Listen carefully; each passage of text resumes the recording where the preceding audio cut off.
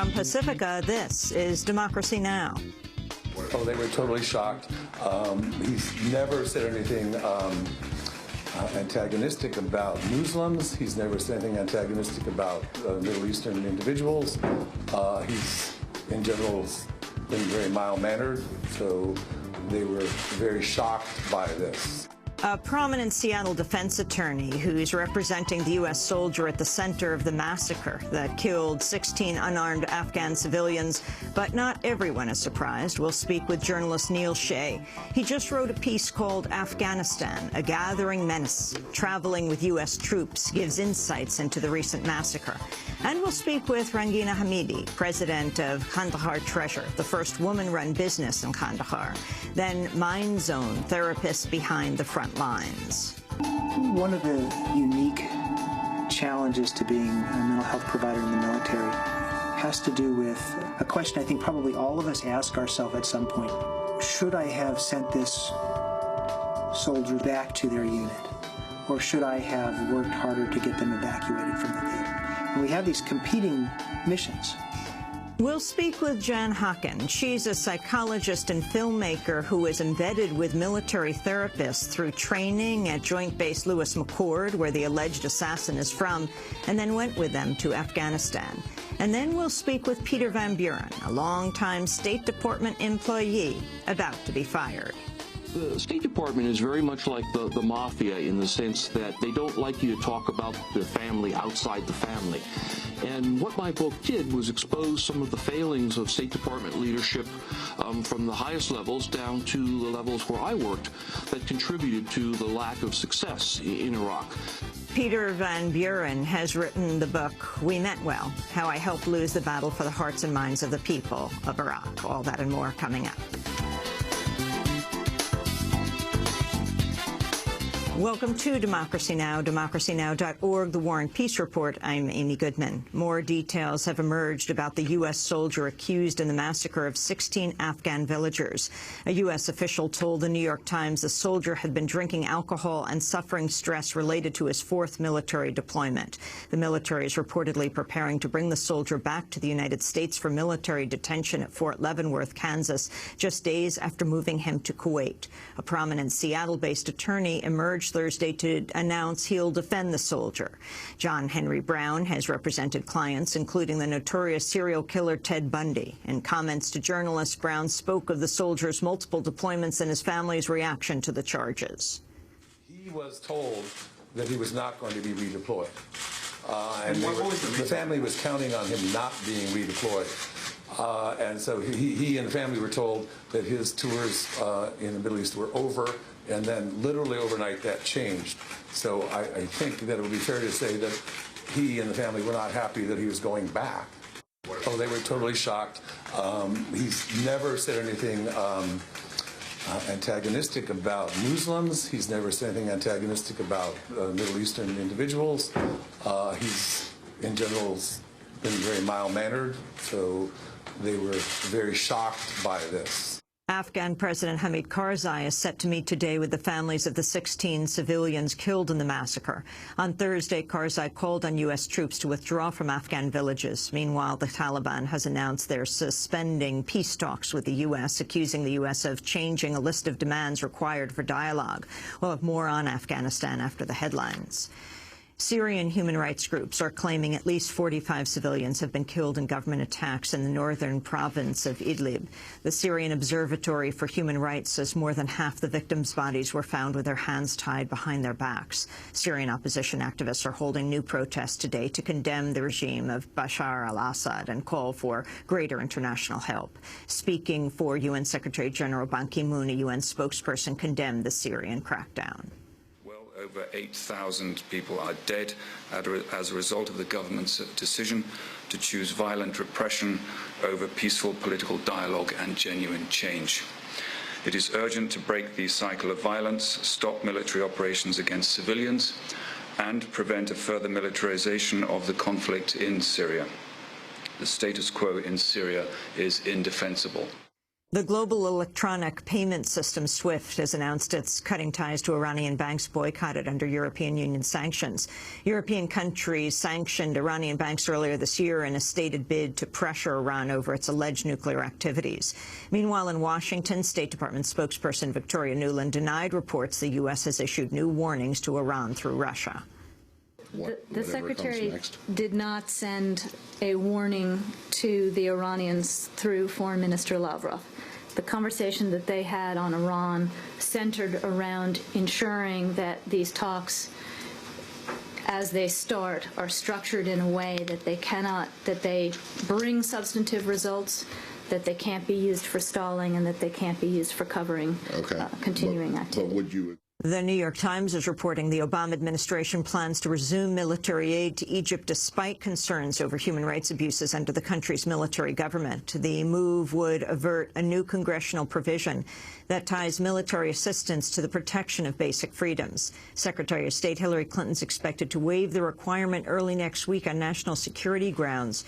Rights groups have objected to the decision to resume military aid, saying it undermines the struggle of the Egyptian people, whose popular revolution resulted in the ouster of longtime President Hosni Mubarak. On a visit to Egypt, House Minority Leader Nancy Pelosi backed the strengthening of bilateral ties. The interest of Egypt and surrounding areas, as well as the United States, is well served by a strong and stable Egypt. To the extent that that assistance is in furtherance of that stability, we will certainly be there. However, we want to be there in a way that is directly beneficial to the Egyptian people and that they are aware of our friendship. Army Private Bradley Manning is scheduled to appear in military court at Fort Meade, Maryland today for a second day of court hearings. On Thursday, the military accused Manning of indirectly aiding al-Qaeda by leaking a trove of secret documents to the whistleblowing website WikiLeaks. Meanwhile, a defense lawyer asked that all charges against Manning be dropped, saying the government had failed to turn over requested documents and information. Manning's facing 22 counts, including aiding the enemy, which could result in life imprisonment. A connection has been revealed between the private equity firm Bain Capital, founded by Republican presidential candidate Mitt Romney, and a company that supplies surveillance equipment to the Chinese government. A Bain-run fund has purchased the video surveillance division of the company, which claims to be the largest supplier to the government's Safe Cities program. A blind trust held by the Romney family has holdings in the fund. The Chinese program involves widespread government surveillance in universities, hospitals, mosques, and movie theaters. Mitt Romney's main challenger, Rick Santorum, is facing criticism, meanwhile, for saying Puerto Rico should adopt English as its primary language if it wants to become a U.S. state. Campaigning in Puerto Rico ahead of Sunday's caucuses there, Santorum said Puerto Rico would need to make the change in order to comply with federal law. But the U.S. Constitution has no rule requiring the adoption of the English language as a requisite for new states. Santorum's comments have cost him at least one delegate in Puerto Rico who quit in protest. An imprisoned Yemeni journalist whose story was featured on Thursday on Democracy Now! Came up at the White House on Thursday during the daily briefing of Press Secretary Jay Carney.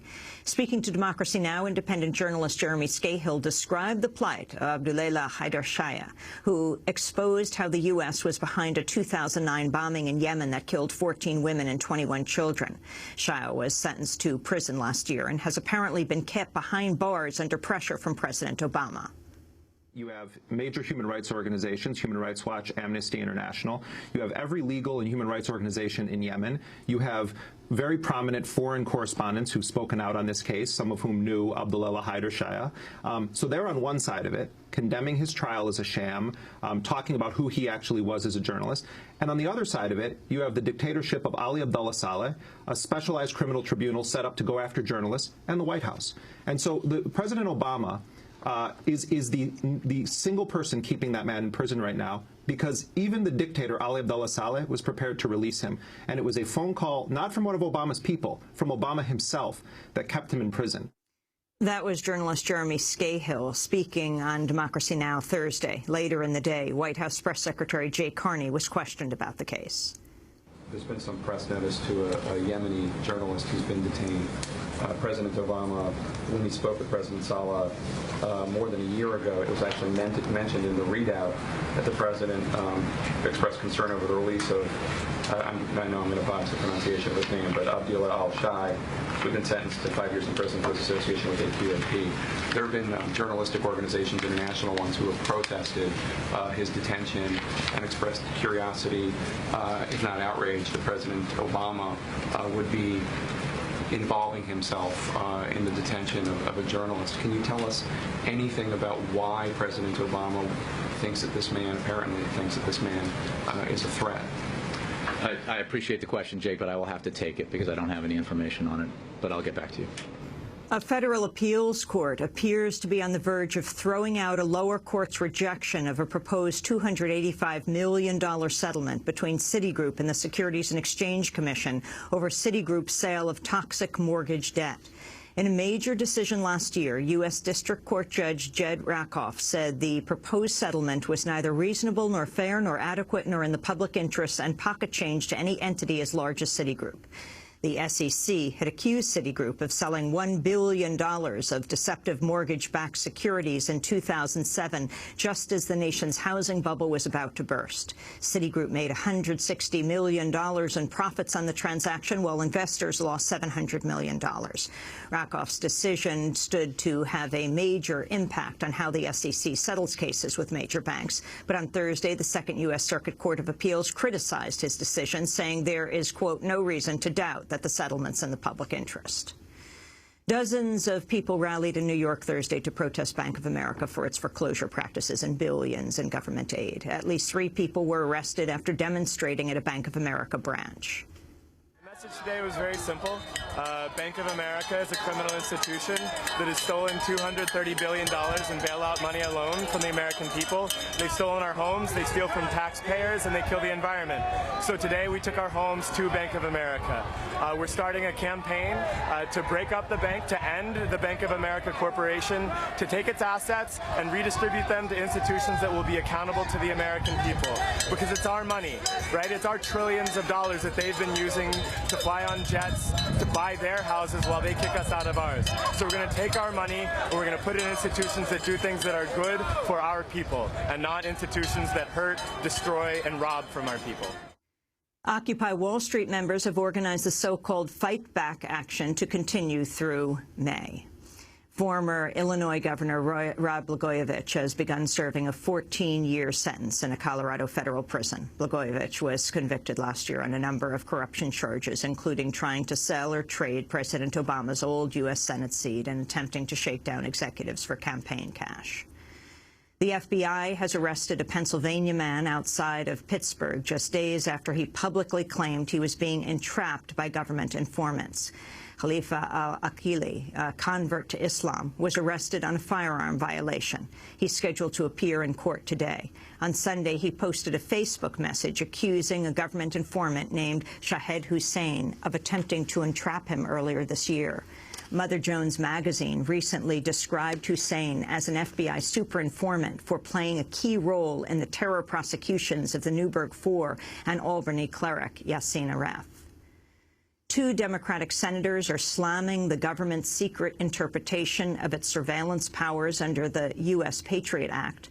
In a letter to Attorney General Eric Holder, Ron Wyden of Oregon and Mark Udall of Colorado said Americans would be, quote, stunned to learn what the government believes they can do under the law. The senators also questioned the value of the government's secret efforts to national security. They write, quote, there is now a significant gap between what most Americans think the law allows and what the government secretly claims the law allows. And the award-winning photographer Paula Lerner has died at the age of 52.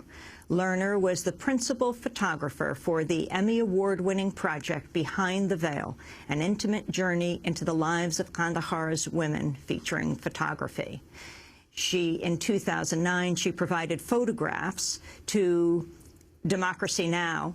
for an interview with the Afghan activist Rangina Hamidi. We'll be speaking with Hamidi later in the broadcast. She died of breast cancer last week. And those are some of the headlines. This is Democracy Now!, democracynow.org, The War and Peace Report. I'm Amy Goodman. And I'm Juan Gonzalez. Welcome to all of our listeners and viewers around the country and around the world.